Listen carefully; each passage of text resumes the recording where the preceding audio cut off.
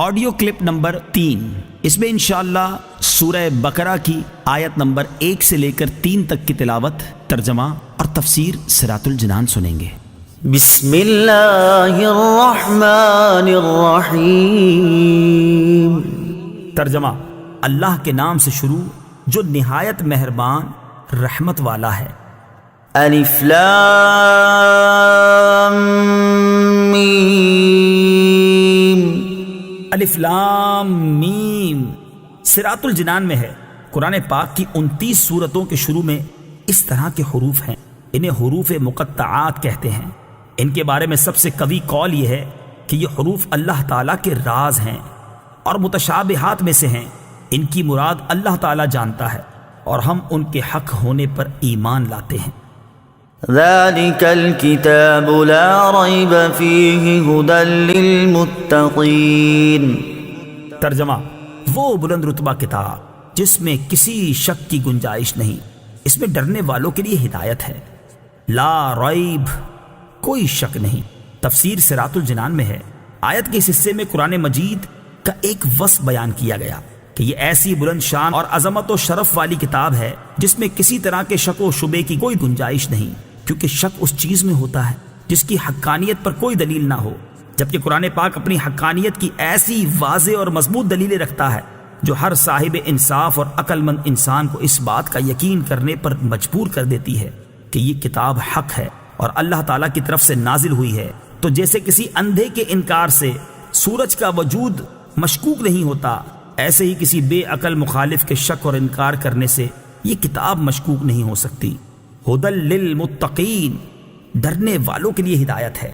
تفسیر صراط الجنان میں ہے، آیت کے اس حصے میں قرآن مجید کا ایک اور وصف بیان کیا گیا کہ یہ کتاب ان تمام لوگوں کو حق کی طرف ہدایت دیتی ہے جو اللہ تعالیٰ سے ڈرتے ہیں، اور جو لوگ نہیں ڈرتے انہیں قرآن پاک سے ہدایت حاصل نہیں ہوتی۔ یاد رہے، قرآن پاک کی ہدایت و رہنمائی اگرچہ مومن اور کافر ہر شخص کے لیے عام ہے، جیسا کہ سورہ بقرہ کی آیت نمبر 185 میں اللہ تعالیٰ نے ارشاد فرمایا، ھدی للناس، یعنی قرآن مجید تمام لوگوں کے لیے ہدایت ہے، لیکن چونکہ قرآن مجید سے حقیقی نفع صرف متقی لوگ حاصل کرتے ہیں، اس لیے یہاں ھدی للمتقین یعنی متقین کے لیے ہدایت فرمایا گیا۔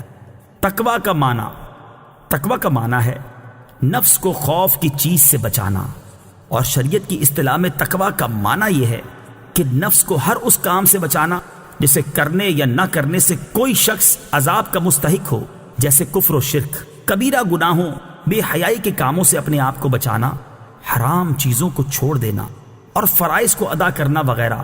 اور بزرگان دین نے یوں بھی فرمایا ہے کہ تقویٰ یہ ہے کہ تیرا خدا تجھے وہاں نہ پائے جہاں اس نے منع فرمایا ہے۔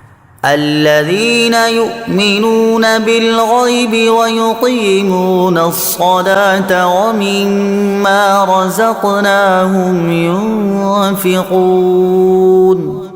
ترجمہ: وہ لوگ جو بغیر دیکھے ایمان لاتے ہیں اور نماز قائم کرتے ہیں اور ہمارے دیے ہوئے رزق میں سے کچھ ہماری راہ میں خرچ کرتے ہیں۔ الذین یؤمنون بالغیب، وہ لوگ جو بغیر دیکھے ایمان لاتے ہیں۔